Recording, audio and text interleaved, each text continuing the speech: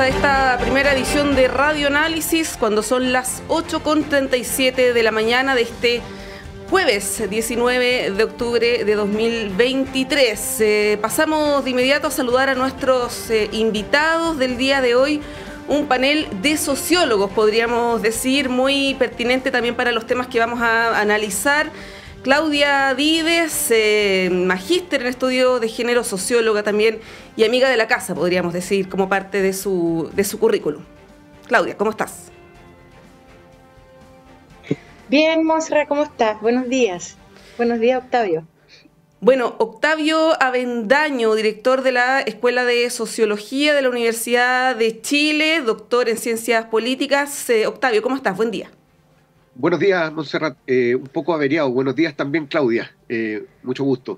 Un poco averiado por resfríos que uno se toma en estas épocas del año. Sí, bueno, acá en la radio también tenemos a varios y varias averiados, así que es comprensible también por la época del año. Bueno, quiero pasar de inmediato a los temas y uno que se desarrolló durante la jornada de ayer, pero que de todas maneras tenemos la posibilidad de comentarlo, de analizarlo, que es este aniversario número 4 del estallido social. Hubo una sesión especial en la Cámara de Diputados con varias intervenciones ahí bien llamativas, por decirlo de alguna manera. Se reafirmó por parte de algunos diputados esta hipótesis del golpe de Estado no tradicional, muchos parlamentarios de oposición haciendo mención al tema delictual, de la violencia que, como sabemos, existió, pero obviamente dejando de lado todo el tema de las demandas sociales. Y ahí parto preguntándoles, ¿no?, a propósito de este panel de sociólogos, desde su perspectiva, Claudia, Octavio, ¿cómo se explica el estallido social? ¿Cuál es el análisis así ya más general para ir desglosándolo de a poco? Claudia. Gracias, Monserrat. Mira, bueno, hay varias cosas, ¿no?, que llama profundamente la atención por un lado, por otro no llama tanto la atención esta incapacidad de mirar el estallido social como un fenómeno de respuesta de la sociedad frente a lo que son los abusos de poder y a los malestares, ¿no? Y que eso, por supuesto, provoca un conflicto social que se expresa en este estallido. Y un estallido que uno podría decir, donde por supuesto la violencia estuvo presente y por lo tanto no hay que negar ese fenómeno, pero no fue la constante, ¿no? Yo creo que también es importante mirar todo lo que significó ese estallido social en términos de expresión de todos los malestares ciudadanos, porque fíjate que al principio no había nada que uniera en términos como acostumbrado uno a ver a partir o de una bandera de un partido político o una consigna, ¿no? Y con el tiempo, acuérdense que el estallido duró desde octubre hasta marzo, y en marzo no es porque se acabara, porque la gente no quisiera salir a las calles, no siguiera exigiendo igualdades, etcétera, sino que más bien por la pandemia. Entonces es un estallido que dura varios meses y por lo tanto tiene diferentes expresiones. Y fíjate que ante expresiones que yo digo que tienen que ver con marchas, ¿no?, con salidas a la calle, con diferentes expresiones artísticas para algunos, para otros no tanto, cantatas, expresión artística y por supuesto reuniones políticas y también protestas, ¿no? Entonces creo que mirarlo en un solo aspecto me parece que es muy miope en primer lugar.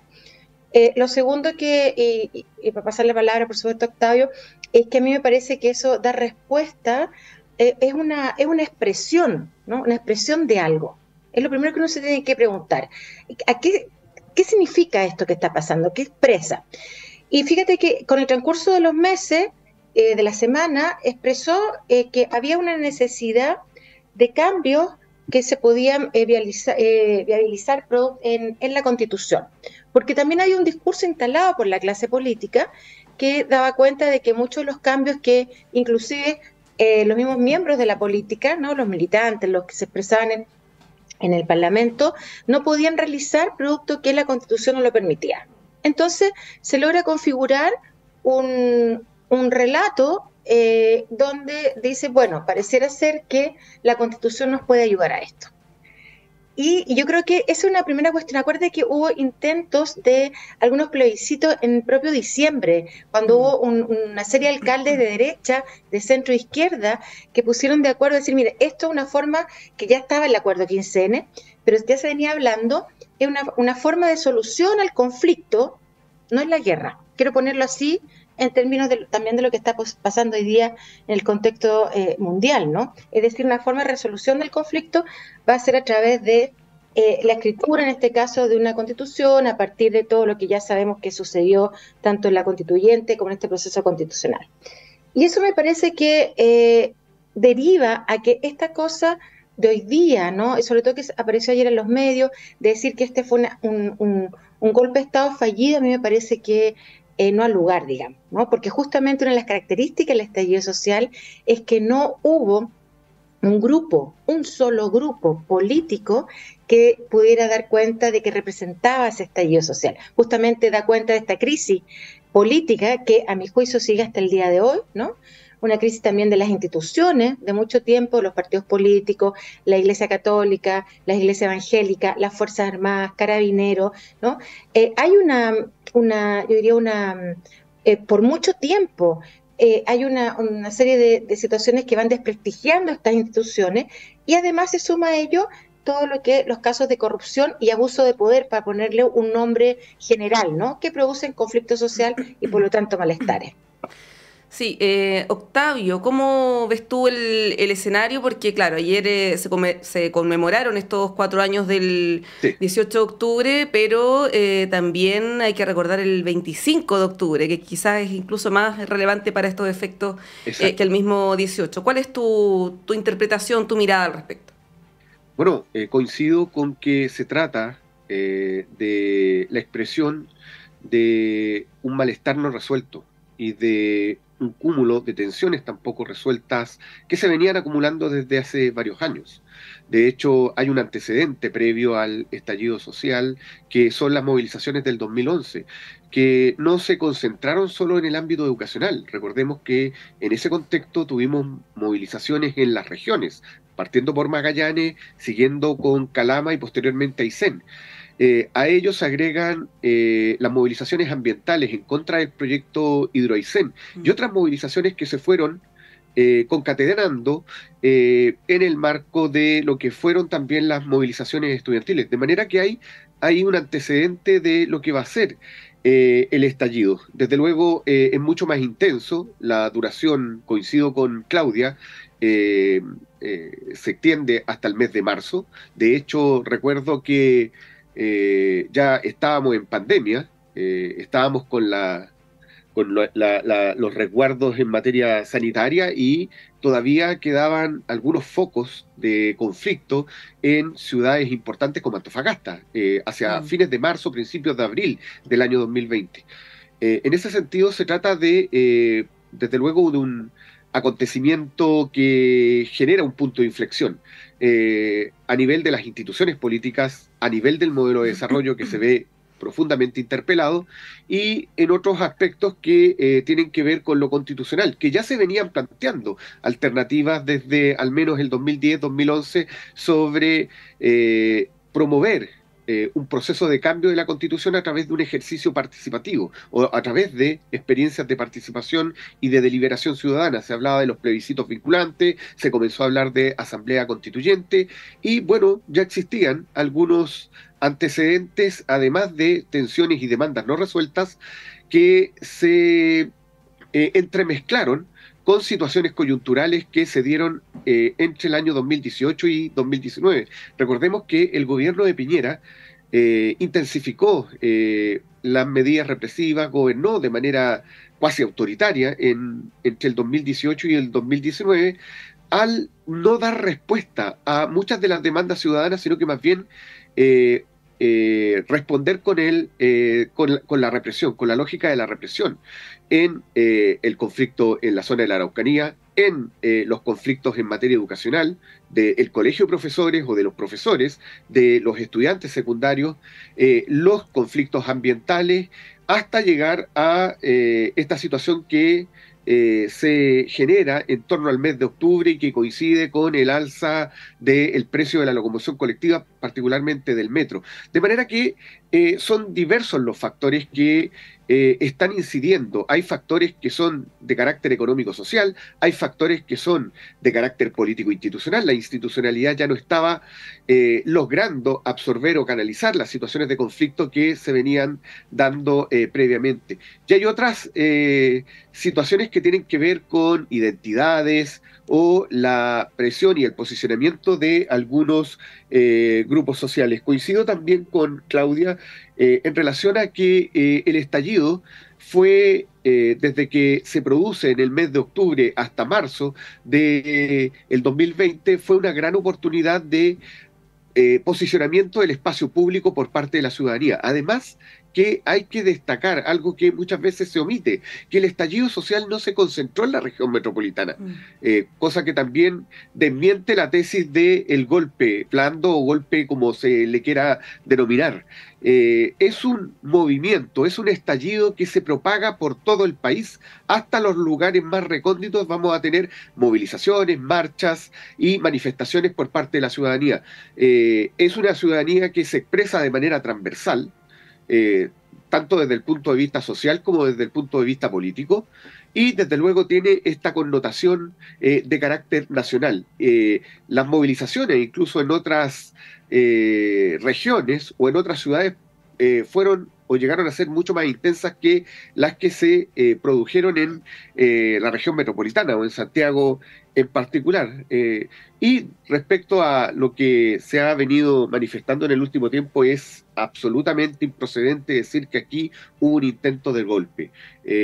No corresponde, por más que hayan habido sectores que en algún momento solicitaron o pidieron la renuncia o plantearon la renuncia del presidente de la República. Pero dicho sea de paso, en otras ocasiones también hemos tenido manifestaciones o expresiones de ese tipo. En diversas ocasiones, yo me acuerdo que hasta la presidenta Bachelet, en algún momento sectores de la derecha dijeron que debía renunciar o que el gobierno no terminaba. Recuerdo que en los primeros años del gobierno del presidente Lagos, la derecha estaba expectante porque se consideraba que en un momento el gobierno no iba a terminar. Entonces, decir que porque algunos declararon que el presidente debía renunciar, se intentaba dar un golpe de Estado es absolutamente improcedente, desproporcionado y no corresponde.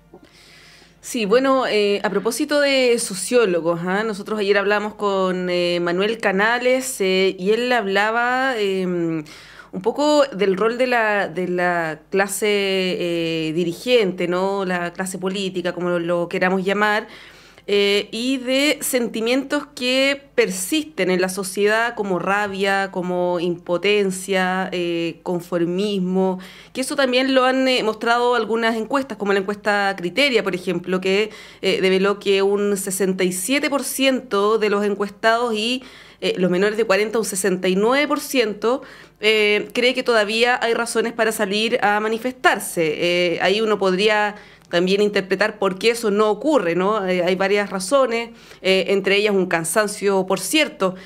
Pero ¿cómo ves ese escenario, Claudia? Porque efectivamente estamos en una situación más o menos parecida que la del 18 de octubre de 2019, y se ve que incluso con la manifestación violenta, la situación no cambió mucho, y eso evidentemente genera mucha impotencia y rabia que podría expresarse a futuro. Con esto no quiero anticipar un nuevo estallido, pero es algo que también han advertido algunos expertos. ¿Cómo lo ves tú?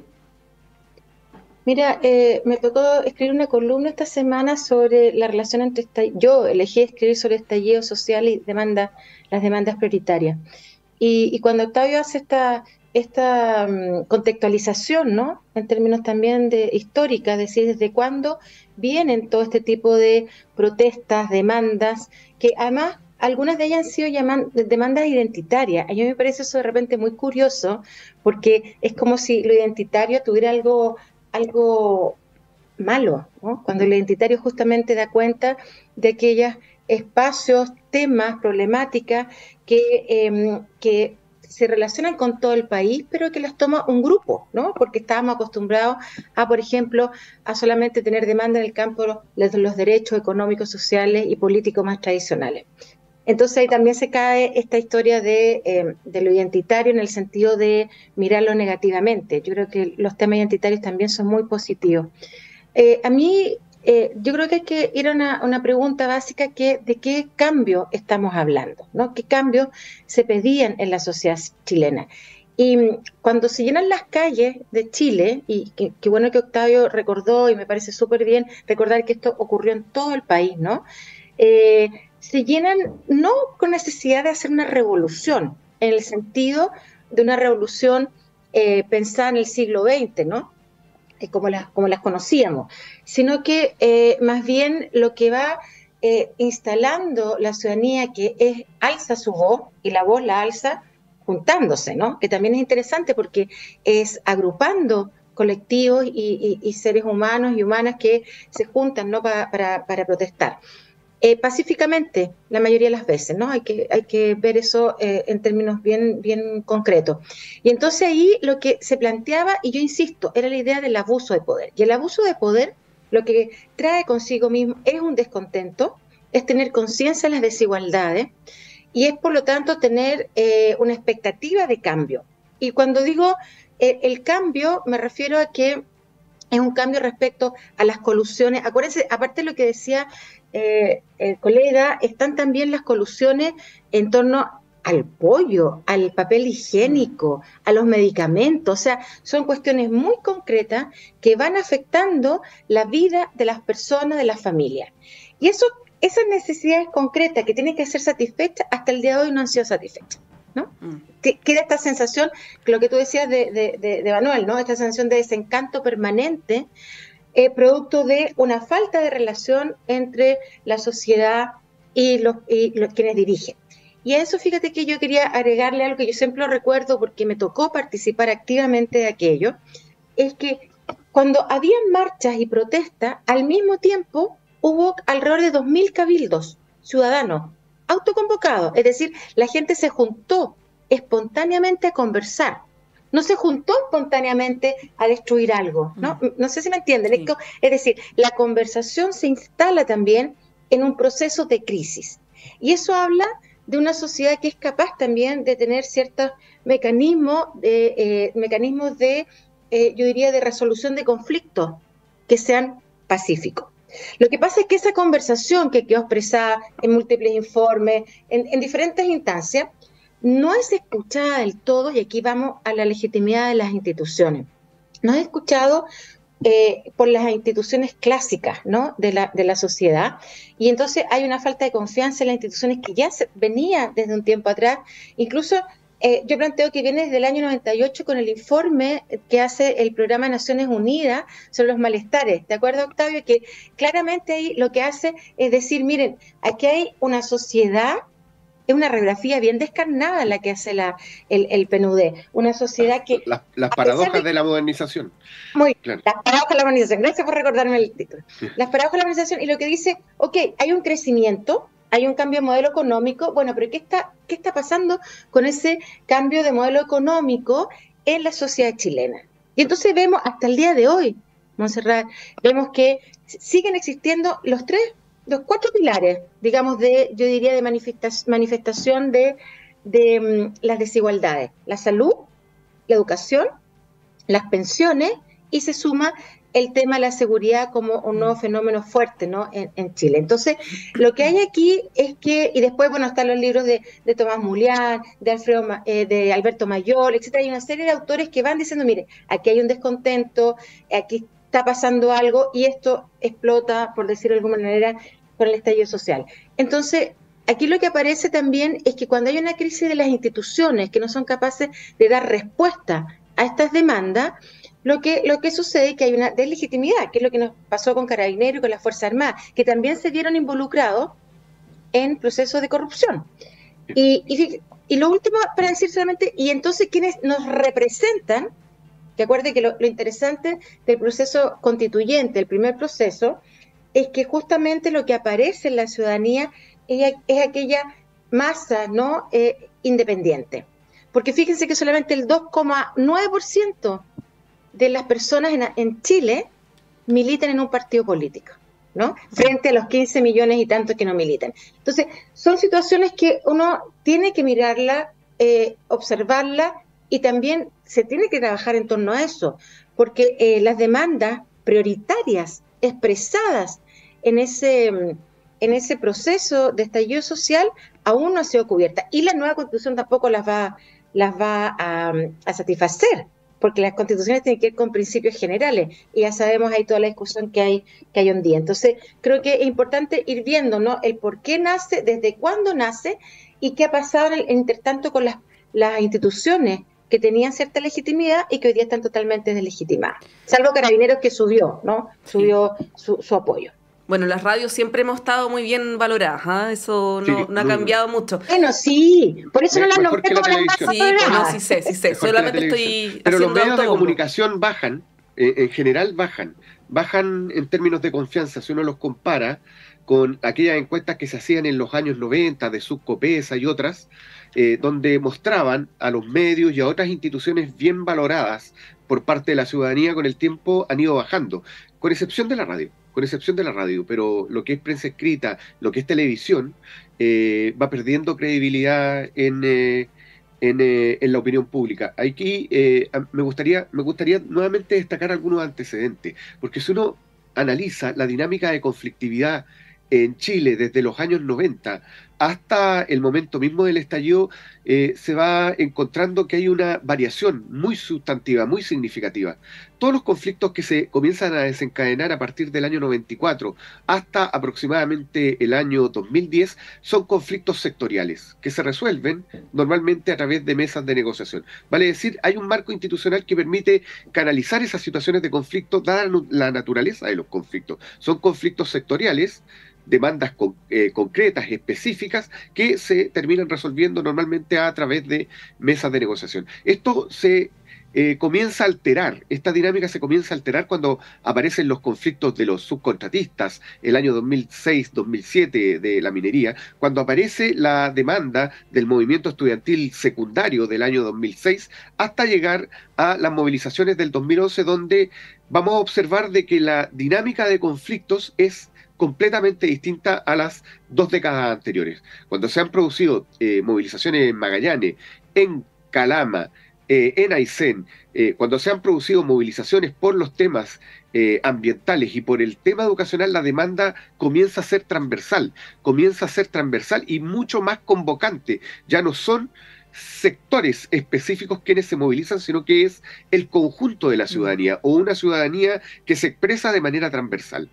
Y esa transversalidad queda obviamente coronada con el estallido, donde observamos que se involucran los diversos grupos sociales. Vamos a encontrar en algunos momentos movilizaciones o protestas a la entrada de Vitacura el año 2019, de manera que hay ahí una dinámica completamente distinta que sobrepasa la capacidad de respuesta de las instituciones. La institucionalidad no da abasto, y se demostró ya el año 2011, cuando los sectores de oposición no lograron procesar esas situaciones de conflicto, las que se dieron en el contexto del 2011. Con mayor razón, la oposición no era capaz de canalizar, y una oposición bastante fragmentada, no era capaz de canalizar las demandas y las situaciones de conflicto que se dieron durante el año 2018-2019. Un dato anecdótico que demuestra esta latencia que ha advertido Manuel Canales y otros autores en el último tiempo. En agosto del año 2019, poco menos a 2 meses del estallido, me tocó escribir un informe, y recuerdo muy bien haber escrito que el gobierno había logrado el control de la situación interna. Habían cesado las movilizaciones de los estudiantes secundarios, había logrado romper el paro y la movilización que duró casi un semestre de los profesores, y el conflicto en la zona de la Araucanía se mantenía a raya. Además que Piñera se estaba posicionando como un verdadero líder a nivel latinoamericano. Se estaba preparando para la COP25, entonces había una situación que uno podría considerar de normalización, y viene posteriormente el estallido, lo cual indica que el cese de las movilizaciones o la normalización, entre comillas, aparente, no son un buen indicador de que esto se haya solucionado, que se haya logrado superar una situación de conflicto que al final no fue resuelta, sino que fue más bien aplacada. Pasa lo mismo con el estallido, porque son una diversidad de demandas que no fueron resueltas a partir de lo que ocurre cuando se da inicio al proceso constituyente o cuando se celebra el acuerdo por la paz y la nueva constitución el 15 de noviembre del año 2019. Las movilizaciones no cesan ni las situaciones de conflicto se logran resolver. Quedan en un estado de latencia. La latencia la genera la pandemia, principalmente. Es la pandemia la que va a ir aplacando las movilizaciones y va también ir generando un deterioro en muchas organizaciones de base a nivel local por razones que tienen que ver con la pandemia misma. Entonces, es loable pensar en que puede haber una situación parecida debido a que son muchas las demandas no resueltas. La única demanda que en el fondo o parcialmente se logra responder o se intenta responder fue lo relacionado con la PGU, cuando se aumenta el monto y se crea la PGU por parte de Piñera. Aumentar el pilar solidario, en ese momento doblegar prácticamente el pilar solidario, fue la única medida que se planteó en ese momento, y aún así, junto a otras medidas que se adoptaron, incluso el acuerdo, no se logran aplacar las movilizaciones, sino que estas entran en un estado de latencia. Sí. Bueno, Claudia, Octavio, nos tenemos que ir a la pausa, pero quisiera seguir con este tema porque lo que ustedes dicen contrasta mucho con lo que pasa en el Congreso. Lo vimos ayer en esta sesión especial, yo escuché varias intervenciones de diputados y hay una especie de ceguera, de intentar echar la basura debajo de la alfombra, de tapar el sol con un dedo, como uno lo quiera ver, respecto de lo que pasó en esa fecha, no solamente octubre, sino que noviembre, que tuvo distintas expresiones, algunas violentas también. Y esto está de alguna manera ligado con la decisión del gobierno de postergar las reformas, particularmente el tema previsional, a propósito de lo que decía Octavio de la PGU, ante la falta de acuerdo. Efectivamente, la ministra Jara, el gobierno, ha buscado un acuerdo con la oposición, pero se le han cerrado las puertas. Está el tema de salud pendiente, ¿no? Es parte de los compromisos del gobierno y eso se ve muy, muy lejano.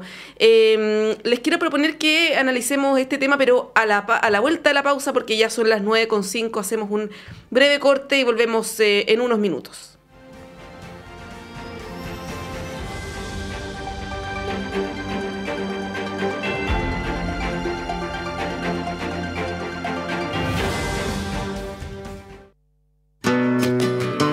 Sala Máster de Radio Universidad de Chile presenta este próximo sábado 21 de octubre a las 19:30 horas a Pedro Córdoba, uno de los exponentes del flamenco más reconocidos de la actualidad.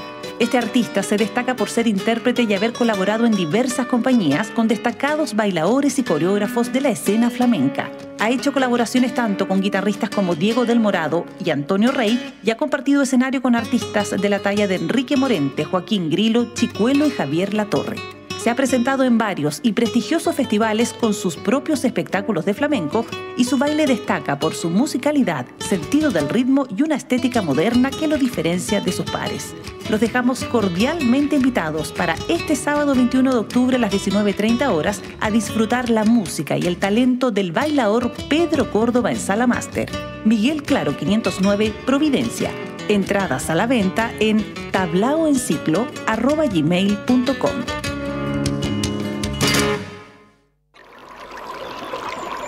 Aguas Trayén o Cascada en Mapudungún es la mejor agua purificada con tecnología de última generación. Para más información, visite su página web www.aguastrayen.com.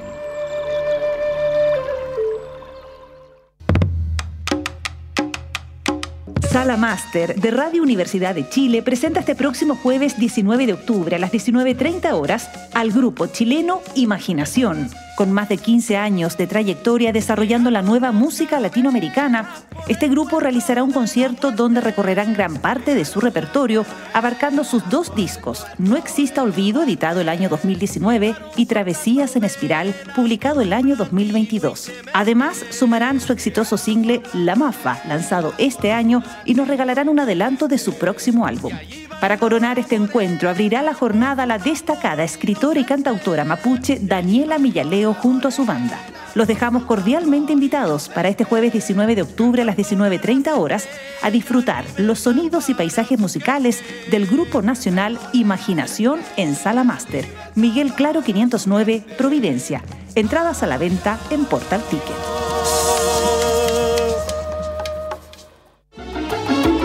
Radio Universidad de Chile invita a todas y todos sus auditores a participar del Foro de las Artes 2023, Memorar al Porvenir, la 9ª edición del encuentro de creación artística más grande de la Universidad de Chile.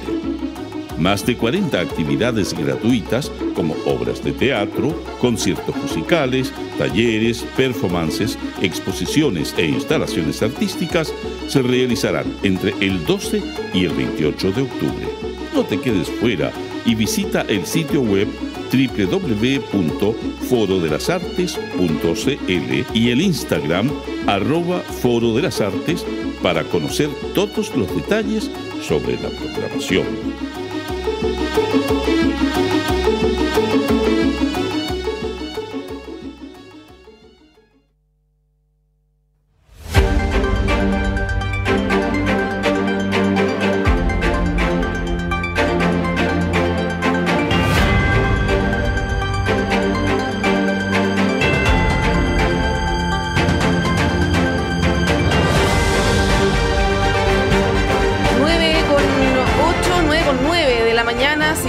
En el panel de conversación en esta primera edición de Radio Análisis por la 102.5 y todas nuestras plataformas, también a través de nuestro canal Uchile TV.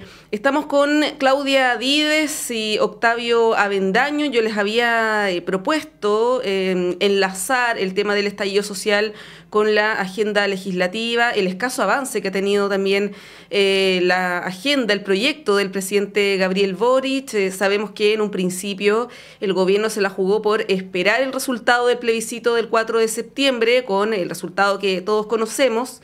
Y ahora, al parecer, se está haciendo lo mismo. El tema es que, como hablábamos en el bloque anterior, la situación no avanza mucho y las demandas no se resuelven, lo que genera este círculo vicioso, ¿no? de desesperanza, de hastío, de rabia. Bueno, Claudia, te cedo la palabra. Ahí sí. Ahí sí. Bueno, yo creo que tú has dicho de alguna manera, y ya lo hablábamos en el bloque anterior, que hay 2 características hoy día que uno puede ver, no solamente por las encuestas que se presentan, sino que también por las conversaciones y las distintas investigaciones que uno realiza o de las que lee de otros colegas. A mí me parece que el hastío, la desesperanza y el cansancio es parte de lo que hoy día de alguna manera está representando esta falta de interés, ¿no? Por este proceso constitucional que ustedes saben que yo he planteado desde el principio que tenía características que no eran muy democráticas, más allá de la elección en sí misma que se hizo, sino que cómo se piensa este segundo proceso a partir de lo que fue el fracaso del anterior. Y entonces nuevamente volvemos a las élites, ¿no? Nuevamente volvemos a estas élites del 2,9% que son representadas por los partidos políticos, y hay una desconexión con la ciudadanía, ¿no? No están estas mesas, como decía Octavio, para hacerlo como explicarlo, ¿no? No hay mesas de diálogo, no hay trabajo, todo el tema de la participación vinculante, que es muy importante para un Estado, para un gobierno, se trabaja muy poco en el actual gobierno, ¿no? Siempre hubo toda una crítica con las leyes que se hicieron en los gobiernos anteriores, de cómo las personas podían participar a través de organizaciones de distinta naturaleza en la resolución de conflictos en conjunto con las autoridades de turno. Y eso vemos que hasta el día de hoy no hay una participación vinculante, es un tema pendiente. Entonces, cuando uno se siente que no puede participar ni siquiera en la toma de decisiones del municipio, ojo con eso, estoy hablando desde los espacios locales hasta los espacios más centrales y, por supuesto, los espacios regionales. Entonces, hoy día esta promesa, la promesa de poder dar cuenta a estas demandas que ya son prioritarias, no hay que se van sumando otras, como todo el campo del medio ambiente, todo, que son, lo que decía Octavio, una de las grandes protestas que hubo fue por, a ver si me puedes corregir, Octavio, si no me acuerdo bien, pero fue por por Hidroaicén, si no me equivoco. Hidroaicén, el movimiento de Hidroaicén. Claro, que salía de los temas tradicionales. Exacto. De demandas, digamos. Eran marchas que se realizaban los fines de semana, en todas las ciudades. En todas las ciudades. Claro, hasta esa gran marcha en Santiago, etcétera, etcétera, que incluso tenía una característica, que fueron las primeras, yo lo vi, por eso lo cuento, sí. Que cuando se llega a la moneda, que siempre se trata de llegar a la moneda, ¿no? Es un acto simbólico, no había quien dirigiese el llegar a la moneda, es decir, no había un discurso oficial, no había un estrado, no había nada. Y eso ya daba cuenta de ciertas características no tradicionales de las movilizaciones. ¿Por qué digo esto, Monse? Porque resulta que la promesa respecto a cómo se puede dar cuenta de esas demandas prioritarias está truncada. Y está truncada porque no hay posibilidades de diálogo, porque estamos en un momento, lo voy a decir así, entre comillas, destituyente, hasta que no tengamos una constitución, ¿no? Entonces es un momento que no es posible. Ya vimos, ya ha pasado 2 años, si un gobierno no inicia la transformación el segundo año, es muy difícil el tercero y el cuarto, ustedes ya saben que es prepararse para la próxima candidatura presidencial. Lo cual yo lamento, porque creo que una de las reformas importantes tiene que ver con las pensiones y tengo la impresión de que tampoco se va a poder llevar a cabo, porque por supuesto hay una disputa por el poder muy fuerte, porque se está cambiando la Constitución que va a ordenar de alguna manera este nuevo orden, vale la redundancia, social que va a tener Chile. Y ahí no hay un acuerdo. Entonces, estamos expectantes de lo que está sucediendo, estamos expectantes de, por supuesto, la participación va a ser alta porque es obligatoria. Ahí no se puede medir, ¿no? Sino más bien en los resultados.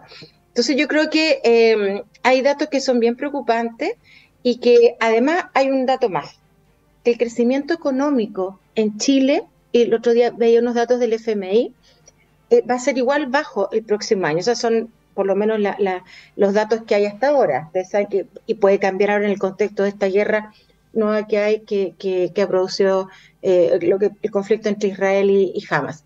Entonces, esto obviamente va a tener influencia en nuestra coyuntura política. Y no veo avances por parte del Parlamento respecto a posibilidades de acuerdo en torno a ciertos temas. No los veo, ¿no? Yo creo que, ¿se acuerdan de esa mesa que formó la ministra? Que fíjense que es la única mesa que se forma en torno a todos los grupos políticos, y no sé si había algunos sindicatos, en torno a las pensiones. Y esa mesa empezó como caballo inglés, como dicen, carrera de caballo inglés, y termina como una carrera de burro. Entonces yo lo veo muy preocupante porque hoy día no hay posibilidades de llegar a consenso, salvo algunas cuestiones muy básicas, pero hay una profunda crisis en la sociedad chilena. Y esa crisis puede afectar, por supuesto, esta democracia, que es débil, está dentro de las democracias débiles de América Latina, producto también de lo que está pasando a nivel latinoamericano. Sí, bueno, y Octavio, Claudia recuerda esta mesa, pero en el tema de pensiones ha habido, o sea, los diagnósticos ya están hechos hace mucho tiempo. Hay que recordar la Comisión Bravo en el segundo gobierno de la presidenta Bachelet. Y bueno, hay insumos para reformas previsionales, hay varios, y en el momento más reciente ha habido varias instancias, una mesa técnica que pidió la oposición que luego se abandonó, hubo otra mesa previa que también se descartó. Entre medio estaba la situación del exministro Giorgio Jackson. La oposición dijo que si no renunciaba el ministro Jackson se iban a bajar de la mesa. Entonces parece que hay una serie de excusas, de pretextos para no avanzar en los temas que son urgentes, Octavio, y eso en algún momento irá a pasar la cuenta. No sé cuál es tu Bueno, nadie tiene una bola de cristal, pero las cosas se van acumulando, ¿no? Pero la olla a presión sigue funcionando. Sí, a medida que va transcurriendo el tiempo, la presión, como dice Claudia, va aumentando en materia previsional. Si tomamos en cuenta un dato del año 2006 en materia de jubilaciones, vamos a encontrar de que ese año, el año 2006, alrededor de un 30% de las personas que se jubilaban lo hacían a través del sistema AFP. La mayoría lo hacía a través del antiguo sistema, que eran las cajas de empleados públicos, las cajas de empleados particulares y otros sistemas que correspondían también a las Fuerzas Armadas. Pero a medida que va transcurriendo el tiempo, el número de afiliados y de jubilados con el sistema AFP va aumentando y va quedando demostrado de que los montos no alcanzan, de que se debe depender incluso de ayudas por parte del Estado. Eso le ha ocurrido a profesores, a muchos funcionarios públicos que se han jubilado con el actual sistema, el sistema de AFP. Y en ese sentido se va generando una tensión que va aumentando también, se va incrementando. Y se va complejizando la posibilidad de dar una respuesta satisfactoria a las demandas por aspectos previsionales. En ese sentido, y tomando en cuenta el actual escenario, me parece acertada la decisión de la ministra Jara de postergar la discusión actual hasta que se resuelva en el corto plazo el tema constitucional. Sabemos que no va a ser un tema que se vaya a resolver, que va a estar siempre presente en los próximos años, porque lo más probable es que el proyecto de reforma o el proyecto de nueva constitución se rechace.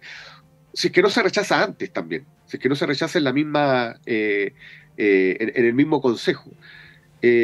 Por tanto, no se puede avanzar en este momento en negociaciones si es que no se despeja ese tema. Entre otras cosas porque no se sacaría nada de plantear una reforma que después pueda ser cuestionada en materia constitucional. Entonces, mientras no se resuelva este escenario, al menos el de el funcionamiento del actual Consejo Constitucional, no es posible avanzar en las negociaciones. De ahí que la ministra Jara haya planteado de que es necesario volver en diciembre con las negociaciones. Eso generó todo un revuelo, críticas por parte de la derecha y críticas también por parte de sectores del oficialismo, pero es algo que resulta bastante razonable tomando en cuenta las actuales circunstancias y las posibilidades o el margen de maniobra que tiene el propio gobierno. Recordemos que el gobierno no tiene mayoría ni en la Cámara de Diputados ni en el Senado, entonces la complejidad aumenta aún más a la hora de negociar temas que son controversiales, como aquellos aspectos que tienen que ver con algunos destinos de los porcentajes de cotización, si es que se van a un sistema de reparto o a un sistema solidario, o si es que se dejan como parte de el ahorro individual. Entonces, mientras no se resuelva la discusión actual en materia constitucional, no es posible avanzar en negociaciones. Es cierto, ha pasado a ser, junto con el tema de la seguridad ciudadana, el tema más demandado en la actualidad. O sea, la principal preocupación de los chilenos hoy día tiene que ver con su futuro en materia previsional. Todas las personas que están cotizando están preocupadas respecto de el destino de los ahorros, o bien si es que los montos van a ser suficientes para su jubilación. Entonces, hay en este momento una demanda, hay preocupación en la ciudadanía, pero tampoco existen posibilidades de avanzar hacia un sistema que resuelva y que logre responder al menos a las propuestas de quienes apuestan por un sistema de carácter solidario distinto al sistema basado en la capitalización individual. Bueno, me voy a colgar en lo que plantea Octavio a propósito del proceso constitucional, digo, para proponerle justamente analizar esta última etapa, que es el trabajo de la comisión mixta. Se conformó el día de ayer ya con sus integrantes, su presidente, Carlos Racondo, de la UDI. y van a tener que dirimir respecto de 32 observaciones, algunas bien controversiales. Está el tema de la objeción de conciencia, de la expulsión de inmigrantes en el menor tiempo posible, que pasen por los pasos no habilitados. Hay una serie ahí de elementos que se van a tener que resolver. Hablábamos más temprano con Máximo Pavés y él decía, por ejemplo, el tema de la migración, que él no estaba de acuerdo, que le había votado en contra y que espera que eso se modifique. Pero de todas maneras, Claudia, hay ya enmiendas que quedaron en el texto. Está esta redacción, por ejemplo, de la protección de la vida de quien está por nacer. Eso ya quedó de esa manera. ¿Cómo ves tú ya esta fase? Porque hay algunos que ya tiraron la toalla, ¿no? En buen chileno. Hay algunos consejeros, por ejemplo, comisionados expertos que han adelantado su voto en contra, como la comisionada Alejandra Kraus, entre otros, ¿no? Sí. Claudia, ¿cuál es tu sensación ya en esta última fase del proceso? Bueno, yo creo que es una mala sensación, ¿no? Porque me parece que hay cuestiones de derechos fundamentales que no fueron incluidos en este nuevo texto y que dan cuenta justamente de estos cambios que necesita la sociedad chilena y que no fueron incluidos. Así de simple, ¿no? Cuando se habla de una constitución, por supuesto que estamos hablando de principios generales y algunas regulaciones también generales. Y a mí me parece improcedente, por ejemplo, que no se incluya los derechos sexuales y reproductivos que hacen parte de los derechos humanos, ¿no? Y entonces queda nuevamente un vacío. O que no quede tan claro el reconocimiento de todo lo que son los derechos humanos en términos de los tratados internacionales. Ahí hay una cuestión que todavía, no, por lo menos a mi juicio, no está claro. Entonces, yo creo que hay cuestiones que no deberían estar en la Constitución, como todo lo que son las regulaciones, que son más bien parte de normativas y de un área que deberían ser discutidas en el Congreso, que tiene que ver con los sistemas privados de salud o con esta cuestión que está relacionando Octavio sobre las pensiones.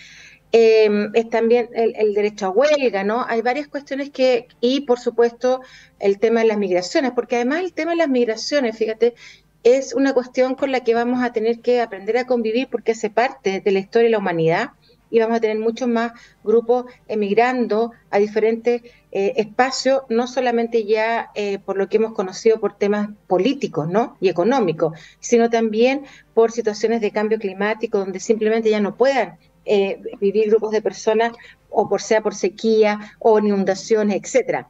Entonces, en ese sentido creo que no es una constitución que esté acorde a los tiempos, a mi juicio, y por supuesto, yo creo que como los encargados, y yo quiero insistir en esto, no insistirlo de mala forma, porque para mí son importantes los partidos políticos. El problema es la relación de la escucha entre la sociedad y los partidos políticos. Hoy día estos partidos no representan a la mayoría del país, ¿no? Y no solamente por la falta de militancia, sino por la desafección que hay con los partidos políticos, no con la política, ¿no? Porque hay una política que está mucho más legitimada en el campo social. Pero sí es importante decir que, fíjate que a pesar de todas las encuestas, y puedo ser acá, espero que así no suceda ya por una razón personal, pero yo no estoy muy segura de que vaya a ganar el rechazo. Quiero plantearlo así. Porque entre medio nos queda este último proceso de acuerdos. Ya teníamos a la consejera Hutz, ¿no? Que estaba como, miren, no sabemos, esto no está muy bueno, había aparecido con el Matei y con otras personas más, digamos, de la derecha diciendo, miren, esta no es la mejor constitución que queremos para el país. Hoy día, Sebastián Sichel, Claudia y Ignacio Briones también. Más. Sí, gracias por recordármelo. Briones, Sichel, Matei. Y hoy día ya Hutz dice que bueno, que no le parece tan mala la constitución, el texto. Entonces esas posiciones van a cambiar de aquí a 2 semanas, ¿no? Y van a cambiar porque es muy probable que en ese espacio de comisión mixta vayan a haber algunos acuerdos. No todos, por supuesto, de los 32, no tengo una bolita de cristal, ¿no? Entonces, es posible que salgan con un acuerdo, salgan con una constitución, y el problema es que es la clase política la que se va a ver más deslegitimada por no poder llegar a un acuerdo de un segundo proceso constitucional. Entonces, en ese sentido, hay que ver todas las maniobras y las piezas que se van a mover en el ajedrez. Y por lo tanto, también tenemos la experiencia de todo lo que pasó con los medios de comunicación tradicional, principalmente televisión y las redes sociales, respecto a las fake news, ¿no? Y yo estaría alerta de eso, cómo puede cambiar la opinión pública, ¿no? Ahí creo que, porque hemos pasado los mismos datos que tú decías, ¿no? Pasamos de un apoyo al estallido social como una manera de expresarse, a después a decir, no nos queremos expresar así, pero sí decir que el 67% todavía dice que hay una especie de olla a presión en Chile. Entonces, los vaivenes en estos momentos son muy grandes. Por lo tanto, yo creo que en 3 semanas, en un mes, la derecha, en este caso los grupos más conservadores de la derecha, pueden invertir mucho dinero en el marco de las comunicaciones para que se gane el proceso, este segundo proceso constitucional. Sí. No quiero decir no quiero convertirme en una especie de bola de cristal, pero tengo ciertas dudas. Por lo menos quiero dejarlas planteadas, y si me equivoco, bien, digamos, nadie es una especie de pitonista, ¿no? Pero sí, hay algo que no me calza en esta vuelta. Octavio. Bueno, se ha configurado el escenario que estaba anticipado a partir del mes de mayo, después de la elección de los consejeros constitucionales, cuando ya se advertía que el dilema iba a ser mantener la actual constitución o rechazar la que se apruebe por parte del Consejo. Ese escenario ya está dado, y ahora nos damos cuenta de lo complejo que es este dilema en general. Pero por otro lado, va a ser inevitable, si es que no se resuelve ahora, en lo inmediato, a través del plebiscito de salida, el tema constitucional, va a ser inevitable que se traslade al Congreso. Entre otras cosas porque en el Congreso existen mayores posibilidades en la actualidad de reformar la actual Constitución. Por el asunto de la disminución de los quórums. Entonces, lo más probable es que en los próximos años tengamos una intensificación de la discusión parlamentaria en el ámbito constitucional, para plantear reformas a la actual Constitución si es que se rechaza la que está proponiendo el Consejo Constitucional. Yo coincido con Claudia de que no está la última palabra.